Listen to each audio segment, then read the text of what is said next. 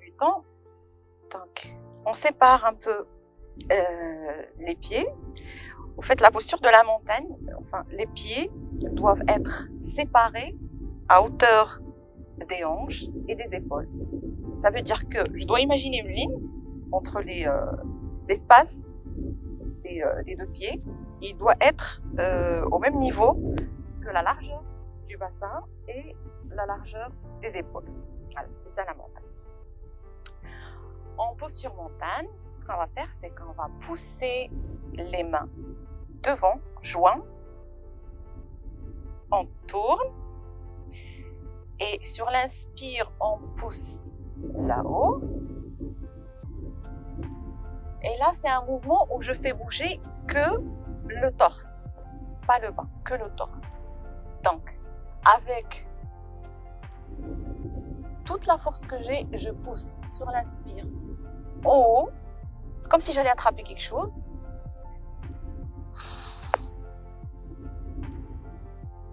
Et sur l'expire, je descends que la colonne vertébrale et que le torse. Je ne dois pas me mettre sur la pointe des pieds. On fait ça sur 6 inspire, expire. Et 6. Et là, on inspire, on relâche doucement. On laisse les bras à cette hauteur. On inspire, on expire. On ouvre la poitrine sur l'inspire. On vérifie si les épaules sont en arrière. Et sur l'expire, on va essayer de s'asseoir sur une chaise imaginaire.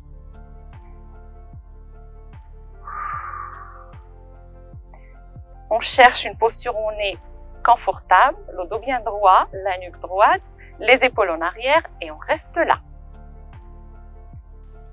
Vous êtes vraiment ancré comme un arbre avec des racines ancrées au sol.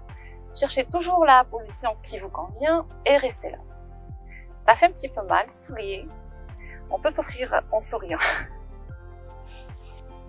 Et sur le dernier inspire, expire. On relâche. On inspire, on expire dans la même position. On se tourne légèrement. Alors, dans cette posture, au fait, il faut imaginer une ligne. Il faut dessiner une ligne imaginaire entre le gros orteil et le creux qui est là dans la cheville. Enfin, dans la paume des pieds. On pousse un peu dans le genou. On fait attention.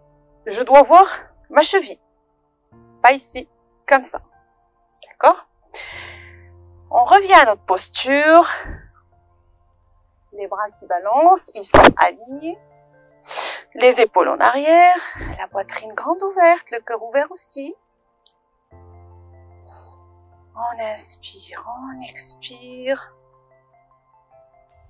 Sur la dernière inspire, on expire. On tourne de ce côté-là. On inspire, on expire. On se penche et on pousse le genou en arrière. Pour cette posture, vous faites quand vous le souhaitez. Vous pouvez rester là, si c'est plus simple. Vous pouvez faire ça, si c'est plus simple, ou sur la paume de la main. Alors, on regarde devant soi.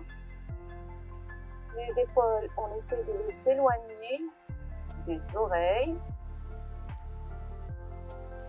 On se soulève. Doucement, le yoga, c'est aussi être bienveillant avec son corps.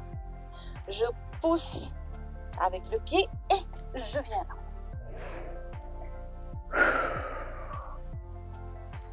Là, la posture suivante, c'est aussi à votre rythme. Zéro jugement. Ça peut être là, comme ça peut être devant. C'est comme vous voulez. Gentiment. Et on garde cette posture encore sur 6 inspire, expire.